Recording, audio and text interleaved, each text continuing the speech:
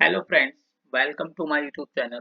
आज हम इस वीडियो में बात करेंगे माइक्रोबायोलॉजी के एमसीक्यू के बारे में, जो सीयूटी, पीजी, टीजीटी, पीजीटी और IIT exam and GATE exam के लिए इंपॉर्टेंट होंगे। इनमें से जो नंबर ऑफ क्वेश्चन होंगे वो 15 होंगे। तो हम यहाँ पर पहले क्वेश्चन की बात करेंगे। पहला क्वेश्चन है कि प्लाज्मिड आर, प्लाज्मिड क्या है।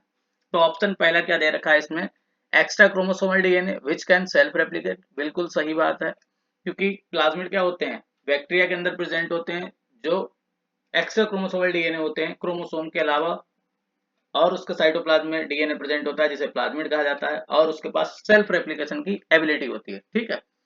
DNA carrying genetic sequence without expressing it. देखो, डीएनए में जेनेटिक सीक्वेंस तो प्रेजेंट होते हैं, लेकिन एक्सप्रेशन भी होता है उनका। तो ये ऑप्शन यहाँ से गलत हो जाएगा। Integrate with in host DNA, ठीक बात है, इतनी इंटीग्रेट कर जाएगा होस्ट डीएनए के साथ, लेकिन सेल्फ रेप्लिकेशन की एबिलिटी नहीं खोएगा। यहाँ पे बोला विदाउट सेल्फ रेप्लिकेशन एबिलिटी, ये बात गलत है। नन ऑफ द एबव, ये तो गलत ही हो जाएगा। तो इसका ऑप्शन हमारा क्या सही हो जाएगा, ऑप्शन नंबर ए। इसके अलावा अगला क्वेश्चन हमारा, which of the following is correct about viroids. Viroids क्या होते हैं, जैसे वायरॉइड्स जो होते हैं वो होते हैं covalently closed circular single stranded RNA molecule होते हैं। ठीक है। ये किसके होते हैं, सिर्फ आरएनए के बने होते हैं। और आरएनए कैसा होता है, वो covalently close circular single stranded RNA होता है, उसके द्वारा बने होते हैं। इसमें क्योंकि वायरस क्या होता है, फिर virus protein code with nucleic acid. ठीक है। और प्रियॉन्स क्या होते हैं, प्रियॉन्स ओनली प्रोटीन पार्टिकल होते हैं। तो यहाँ पर हम ऑप्शन पढ़ेंगे, they have free DNA without protein. देखो, डीएनए की जब बात ही नहीं हो रही, क्योंकि डीएनए तो होता ही नहीं, तो ये ऑप्शन गलत हो जाएगा। They have RNA with protein code, नहीं, प्रोटीन कोड तो वायरॉइड्स में होता ही नहीं, सिर्फ आरएनए पार्टिकल होते हैं। They have a free RNA without protein code, that's option right. Option number C is right. They have DNA with protein code, ये ऑप्शन भी गलत हो जाएगा। तो इसका राइट आंसर क्या हो जाएगा हमारा, C. Next question, the structure that help some bacteria to attach to rocks and host tissue are. देखो, बैक्टीरिया में जो सरफेस अपेंडिजेस होते हैं वो तीन टाइप के होते हैं। एक हमारा फ्लैजिला प्रेजेंट होता है, फ्लैजिला। दूसरा फिम्ब्री प्रेजेंट होती हैं, और तीसरा पिल्लाई प्रेजेंट होता है। फ्लैजिला का काम होता है बैक्टीरिया के मोशन में, ठीक है। और फिम्ब्री का काम होता है हमारा किसी भी सरफेस से अटैचमेंट में। और पिल्लाई का काम होता है कंजुगेशन में। मतलब कि ये इन्हें इसीलिए क्या बोला जाता है, सेक्स पिल्लाई भी बोला जाता है। क्यों, क्योंकि ये उसके रिप्रोडक्शन में पार्टिसिपेट, मतलब उसके जेनेटिक मटेरियल को ट्रांसफर में दो बैक्टीरिया आपस में कंजुगेशन ट्यूब बनाते हैं, तो किसके द्वारा बनाते हैं, पिल्लाई के द्वारा बनाते हैं। तो यहाँ पर बोला है सरफेस या रॉक से अटैचमेंट के लिए कौन हेल्प करता है, वो करती है फिम्ब्री। ठीक है। इसके बाद genetic material of bacteria is transferred by the virus by the process is called. देखो, बैक्टीरिया में जेनेटिक मटेरियल तीन तरह से होता है एक्सचेंज। एक होता है हमारा ट्रांसफॉर्मेशन, ट्रांसफॉर्मेशन। दूसरा होता है ट्रांसडक्शन, और तीसरा क्या होता है हमारा, कंजुगेशन। ठीक है। तो जब हम बात करते हैं ट्रांसफॉर्मेशन, ट्रांसफॉर्मेशन में हमारा क्या होता है, बैक्टीरिया के अंदर नेक्ड डीएनए ट्रांसफर होता है। कैसा, नेक्ड डीएनए। ट्रांजैक्शन प्रोसेस वह प्रोसेस है जिसमें DNA transfer by the process of, by the help of virus. Virus के द्वारा डीएनए के ट्रांसफॉर्मेशन बैक्टीरिया के अंदर को क्या कहते हैं, ट्रांजैक्शन कहते हैं। ठीक है। और कंजुगेशन क्या होता है, इसमें दो बैक्टीरिया सेल आपस में कंजुगेशन ट्यूब के द्वारा जेनेटिक मटेरियल को एक्सचेंज करते हैं। ठीक है। तो इसका आंसर क्या हो जाएगा हमारा, transduction. Next question number 5, what are इपीसोम।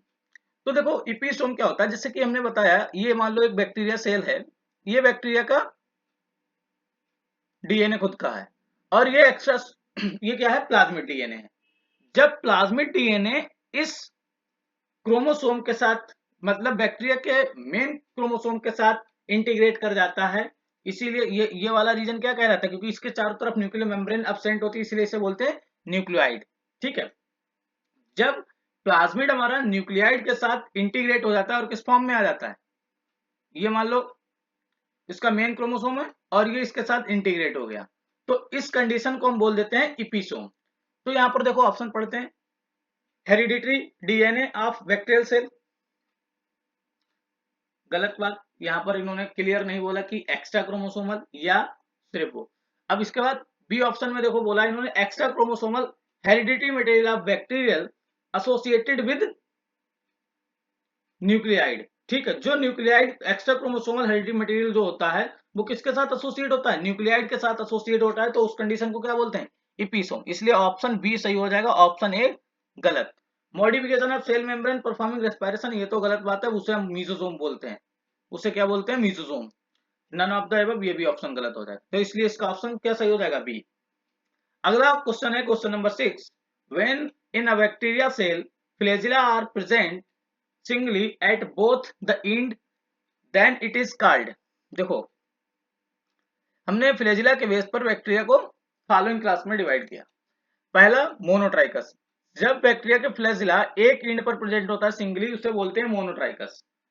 जब हमने बोला एम्फीट्राइकस, जब बैक्टीरिया के दोनों एंड पर फ्लैजिला सिंगली प्रेजेंट होता है इसे बोलते हैं एम्फीट्राइकस। जब बैक्टीरिया के एक एंड पर फ्लैजिला क्लस्टर में प्रेजेंट होते हैं उसे बोला गया लोफोट्राइकस।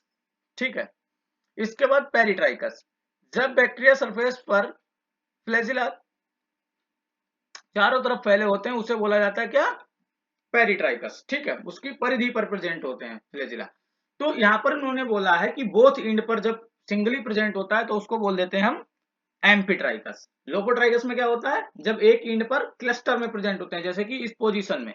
ठीक है, अब अगले हम बात कर लेते हैं अगला question, bacterial cell wall made up of peptidoglycan which has, option A peptide chain linked with NAM and NAM, मैं जैसे पढ़ा चुका हूं इन NAM N acetyl muramic acid और एन एसिटल ग्लूकोसामाइन। ठीक है, तो यहाँ पर इसीलिए इसको पेप्टाइडोग्लाइकान बोलते हैं क्योंकि यहाँ पर इसमें पेप्टाइड अमाइनो एसिड की चेन भी जुड़ी हुई होती है, इसलिए नाग और नाम और पेप्टाइड चेन मिलकर क्या बनाते हैं, पेप्टाइडोग्लाइकान। ठीक है, और इनके बीच अभी एक क्वेश्चन आएगा, जो नाग और नाम के बीच जो होती लिंकेज होती है वो होती है बीटा 1,4 ग्लाइकोसिडिक लिंकेज। ठीक है, इसके बाद पेप्टाइड चेन लिंक, ये तो ऑप्शन गलत हो जाएगा। इसके बाद ओनली पेप्टाइड चेन गलत, only lipid and amino acid ये भी गलत। ठीक है, तो ऑप्शन ए सही हो जाएगा इसका। Question number 8, the portion of the growth curve where rapid growth of bacteria is observed is known as. देखो बैक्टीरिया का जो ग्रोथ कर्व होता है उसमें 3 फेज पाई जाती हैं, एक लैग फेज, फिर लॉग, फिर स्टेशनरी फेज और फिर आती है डेथ फेज। ठीक है, तो ये वाली क्या कहलाती है, लैग फेज। ठीक, ये हमारी लॉग फेज और ये हमारी स्टेशनरी फेज और ये हमारी डेथ फेज। अभी हम ग्राफ के द्वारा समझा भी देंगे।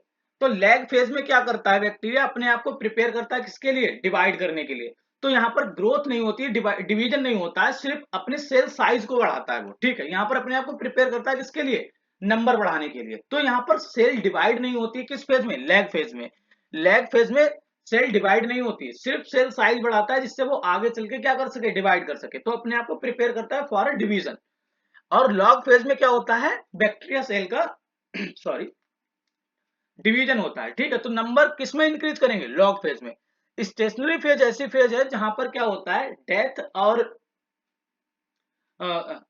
डेथ मतलब बैक्टीरिया की डेथ और बैक्टीरिया का डिवीजन रफली क्या होता है, इक्वल होता है। यहाँ पर बैक्टीरिया की डेथ फेज में भी जा रहे हैं और कुछ बैक्टीरिया क्या है, डिवाइड होकर बना भी रहे हैं, क्योंकि यहाँ पर क्या होता है, इनका जो अपनी मैक्सिमम ग्रोथ के बाद जो हमारा बाहर का इनका कल्चर मीडिया है वो इनके लिए कंप्लीटली नहीं हो पाता है। ठीक, इसके बाद जैसे कि इस ग्राफ में देखो समझाया गया है, ये हमारी लैग फेज है। लैग फेज में क्या करता है, नंबर इंक्रीज नहीं होता है, number of living bacterial cells no increase. ठीक है, यहाँ पर बैक्टीरिया का सेल का इंक्रीज नंबर नहीं होता है, लेकिन क्या होता है यहाँ पर अपने आप को प्रिपेयर करता है किसके लिए, फॉर डिवीजन। इसके बाद आ जाती है लॉग फेज, इसमें क्या होता है, exponential increase in number of living bacterial cell.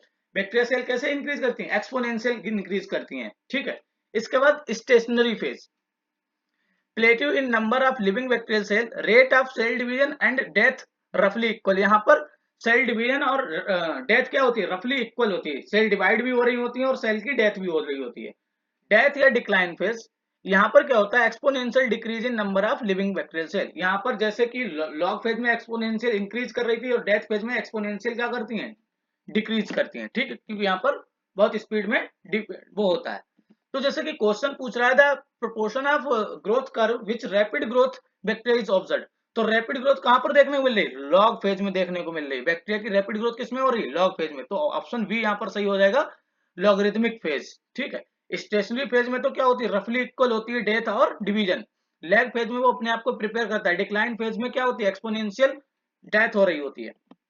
इसके बाद जब हम बात करते हैं अगला question 9, lag phase is also known as, lag phase को हम क्या कहते हैं, जो लैग फेज होती है उसे बोलते हैं पीरियड ऑफ इनिशियल एडजस्टमेंट। और उसमें बैक्टीरिया अपने आप को क्या कर रही होती है, एडजस्ट कर रही होती है फॉर डिवीजन, या अपने आप को प्रिपेयर कर रही होती है, इसलिए इसका ऑप्शन नंबर ए सही हो जाएगा। ट्रांजिशनल पीरियड नहीं बोलते हैं, जनरेशन टाइम भी नहीं बोलते हैं, और period of rapid growth, period of rapid growth किसको बोलते हैं, लॉग फेज को बोलते हैं, ठीक है। तो यहाँ पर ऑप्शन ए राइट हो जाएगा।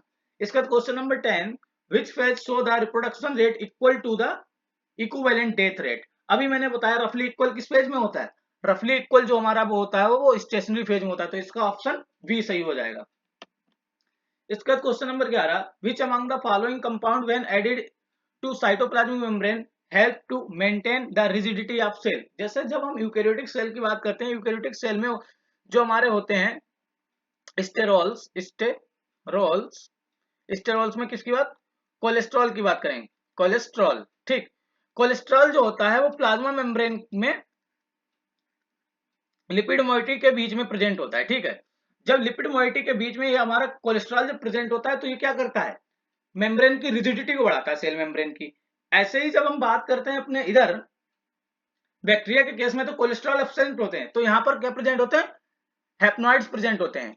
हैप्नॉइड्स क्या करते हैं, प्लाज्मा मेम्ब्रेन के बीच में प्रेजेंट होंगे, जैसे यूकेरियोटिक में कोलेस्ट्रॉल प्रेजेंट होता है, ये हैप्नॉइड्स यहाँ पर प्रेजेंट होंगे और सेल मेम्ब्रेन की क्या बढ़ाएंगे, रिजिडिटी को बढ़ाएंगे। तो इसका ऑप्शन क्या हो जाएगा, बी सही। इसके बाद question number 12, what help the heat resistance of the endospore. Endospore में हीट रेजिस्टेंस सॉरी किसके द्वारा होता है, ठीक है। तो यहां पर जो हमारा आंसर हो जाएगा calcium ion and DPA complex. ये कैल्शियम सिर्फ कैल्शियम नहीं होता है, ठीक है। कैल्शियम ये ऑप्शन गलत हो जाएगा, मिथाइलिन ये गलत हो जाएगा, वाटर भी ये गलत हो जाएगा। इसके लिए जो आंसर सही हो जाता है वो हमारा आंसर सही हो जाता है option A, calcium and DPA complex.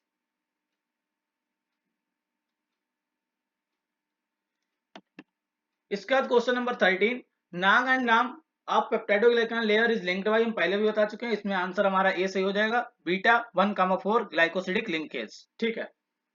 इसके बाद हम बात करते हैं gram negative bacteria are more resistant to antibiotic due to the presence of. देखो जब ग्राम नेगेटिव की बात करते हैं तो उसमें एक आउटर मेम्ब्रेन प्रेजेंट होती है, और आउटर मेम्ब्रेन किसकी बनी होती है, लिपोपॉलीसेकेराइड लेयर की बनी होती है, इसलिए वो क्या होती है, एंटीबायोटिक्स के लिए मोर रेजिस्टेंस होती है, ठीक है। तो इसका ऑप्शन हमारा बी सही हो जाएगा। इसके बाद एक न्यूमेरिकल टाइप का क्वेश्चन है, इसके लिए पहले एक फॉर्मूला लिख लेते हैं। n इक्वल टू होता है n0 into two the power n, ठीक है। यहाँ पर n होता है जो हमारा वो क्या होता है, फाइनल नंबर, और n0 क्या होता है हमारा, initial number, initial bacterial number, और ये फाइनल बैक्टीरियल नंबर, ठीक है। और n क्या होता है, नंबर ऑफ जेनरेशन, ठीक है। अब हमें क्वेश्चन पढ़ना है और इसमें वैल्यू पुटअप कर देनी, आंसर निकल आएगा। If a culture started with 15 cell, 50 cell, 50 नहीं 50, तो जो हमारा इनिशियल बैक्टीरियल सेल कितनी है, n0 कितना है 50, ठीक है। How many cells will be present after 5 generation, पूछा क्या है, फाइनल नंबर पूछा है बैक्टीरिया का कितना होगा, और कितने जनरेशन हुआ, नंबर ऑफ जनरेशन कितने दे रखे हैं, नंबर ऑफ जनरेशन कितने दे रखे हैं, नंबर ऑफ जनरेशन दे रखे हैं 5। तो साधारण हमें इसको फार्मूले में पुट कर देना है, n equal to n0 into two the power n। तो हमारा क्या हो जाएगा, n equal to 50 into two the power 5, two the power 5 क्या हो जाता है हमारा 32, और जब इसको मल्टीप्लाई करेंगे तो हमारा आ जाएगा 1600। तो ऑप्शन इसका थर्ड सही हो जाएगा, ठीक है। Please like and subscribe my channel. जिस क्वेश्चन को अगर कोई भी क्वेश्चन समझ नहीं आया तो कमेंट बॉक्स में जरूर पूछें। Thank you friends.